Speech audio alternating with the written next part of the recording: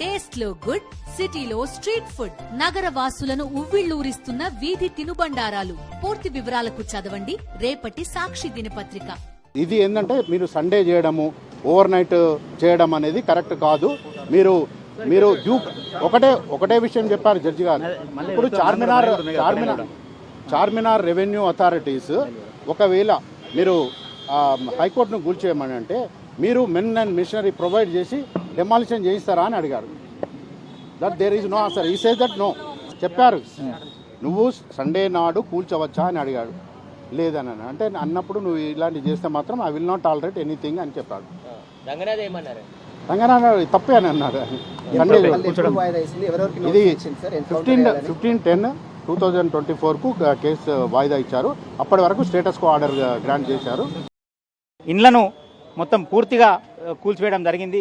6 ఇండ్లున్నాయి. 6 ఇండ్లకు కూడా ఈరోజు స్టే మంజూరు చేయడం కలిగింది. ఇది టోటల్గా ఈరోజు కోర్టు వ్యాఖ్యానించింది ఏంటంటే మీరు ఆదివారం నాడు ఎట్లా కూస్తారు, ముగ్గురు జడ్జిల ధర్మాసనం కూడా క్లియర్గా చెప్పింది ఆదివారం కూల్చొద్దని. సుప్రీంకోర్టు జడ్జిమెంట్ కూడా ఉన్నది ఆదివారం కూల్చొద్దని.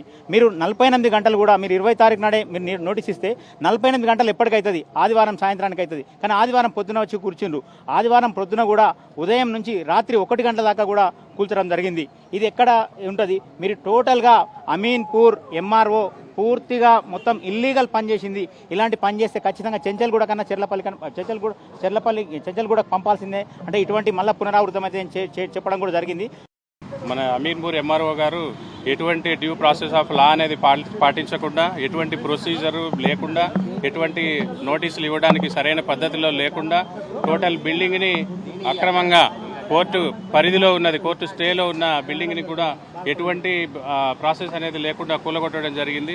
అది ఆల్రెడీ 4 months నుండి రన్నింగ్లో ఉన్న ఒక చిల్డ్రన్ హాస్పిటల్. అక్కడ ఎవరిని అడిగినా చెప్తారు హై హ్యాండెడ్గా హైడ్రా సహకారంతో మాకు ఎటువంటి ఇన్ఫర్మేషన్ లేకుండా, టైం కూడా ఇవ్వకుండా, లోపల ఉన్న ఎక్విప్మెంట్, ఫర్నిచర్, మెడిసిన్స్ ఖాళీ చేసే టైం కూడా లేకుండా అందరినీ భయభ్రాంతులు చేసి రోడ్స్ బ్లాక్ చేసి ఉన్న పేషెంట్స్ని కూడా బెదిరించి బయటకు కొట్టించి ఉన్న ఫలంగా కోర్టులో హాస్పిటల్లో ఉన్న నష్టం ₹1 వరకు ఎక్విప్మెంట్, మెడిసిన్స్ జరిగితే టోటల్ బిల్డింగ్ లాస్ 5 నుండి 7 కోట్ల వరకు మాకు లాస్ జరిగింది.